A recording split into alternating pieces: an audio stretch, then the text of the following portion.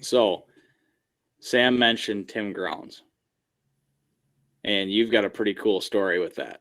And I know some of the people listening probably have heard it before, but for the people that don't, kind of give us a background of who Tim Grounds is and what you have that's so special relating to that. So yeah, Tim Grounds, he was a I think a three-time world champion uh, goose caller in competition. His son is just as good, if not better, at calling hunter grounds. And they opened up a goose calling company, a goose call making company, which is called Tim Grounds Championship Calls, I believe. And I guess they have this quarry back by their house where they would have a bunch of geese on, like almost like a sanctuary, and he put, I don't know how many the exact number is. Hunter Grounds said he didn't know. I think Tim Grounds died in 2018 in a freak accident with a ATV, and so he took a lot of the information to the grave with him.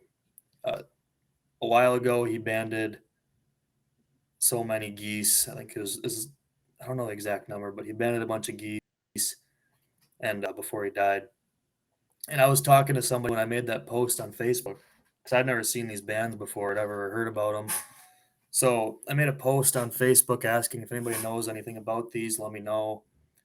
And somebody came back and said, "Yeah, I got a similar band. It was like two consecutive numbers away, and it was from like 15 or 16 years ago that he shot it." Well, And I was like, "Holy cow, that's crazy if that's from the same like banding period or whatever." But yeah, so we went on a hunt. It was late December or early December, sorry, and was it 2 years ago? So we had a flock come in. First flock, I dropped one that landed on the ground. I dropped it. I ground swatted it. I pick it up and it was a single band, federal band. And I was like, "Holy cow, this is awesome! This is my first band." Uh, it's just crazy. Then a couple flocks later, I think we're at however many birds. A couple flocks later, I drop another one off my side of the layouts. I pick it up and this one's got another band. It's like, holy cow, what else can go better with this hunt? So I get back and one of my buddies, Tanner Chidley, he's like, "Dude, that thing's got two bands on it." I was like, "No way." So I flip it up. I looked at it and I was like, "Holy cow!" I read it and it says Tim Grounds. I got it right here. Actually, I'll show you what I got here first.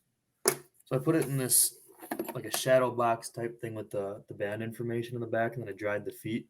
That is that's super awesome. cool. Yeah. So I figured I didn't want to put it on my lanyard. I didn't want it to get wrecked or lost or anything. But Absolutely. yeah, so if you can see it, it might be backwards. This is the Tim Grounds band. Let's see. Tim Grounds Championship Calls, and there's a band number on it. Wow. And I was like, "What's Tim Grounds or what's this band or whatever?" I knew he made calls, but I didn't know he like banded birds too. So I guess I asked Hunter Grounds about it, and he's like, "Yeah, I'm not really sure how many bands he put on, but it was not that many, and it's like a very special band."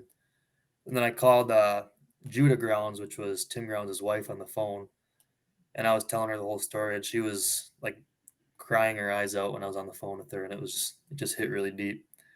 It's like, wow, this is really a special band. I offered to give the band like to them in his memory, but Hmm. they said just keep it for yourself, just like keep it in a safe place or whatever. So I put it in this shadow box, and that's where it's at now. That is a unreal story. That's super cool. Yeah. So I guess for people that don't know, a federal band. This is the federal one on the other leg. So it's a bunch of numbers on a band where each summer they'll catch a bunch of geese and they'll put these bands on it to help track migration or hunting Yeah. pressure and such. So you'll go onto this website reportband.com and you'll type in the consecutive or the numbers that are on that band and it'll tell you information like where it was banded, when it was banded, who banded it, and then you enter your information of where you shot it, when you shot it, such like that. So it's super helpful for research and stuff like that on Yeah. migration. And of that's waterfowl. considered kind of almost like a, I know me and Will talked about this, a trophy for waterfowl hunters is having Yeah. bands. Yep, you'll Yeah. see the guys that they'll put them on their lanyards and they'll have Okay. their whole lanyard full of bands and stuff like that. Yeah. My brother, he's got a necklace with the band from the wood duck that we talked about, Will, Oh, okay, yeah. on our hunt. The 2 wood ducks we've shot in my life, one was banded. Yeah, that was a crazy story. You don't hear about Yeah. that too much. Yeah. That's ridiculous. It's like I can't even believe that. That stung Will after the Packers lost, and I dropped that information on him. Yeah. Was not feeling too hot after. Like, I'm grinding. I've had so many stories where it's like I don't think I'm gonna make it out of this marsh alive. And just to shoot no birds. And then Sam takes a walk, jump shoot in a pond Yeah. and shoots a band. That is just a little insulting to me, but I'm happy for him nonetheless, I guess. But And it's funny because, like we said at the time, this wasn't a thing to us. You know, it was really cool to see the band, but it was a duck at the time Yeah. to us. You know, we weren't. I don't know. Are banded wood ducks common? They're not as common. They do a lot less of those than they do of mallards and geese. Okay. Yeah, it was just cool because, like you said, we were able to punch in the information and see that Yeah. it was in South Dakota. I think like 3 days before we had shot it. It was literally Really? it was literally like, I think it wasn't banded too long before we shot it in Minnesota. So That's awesome.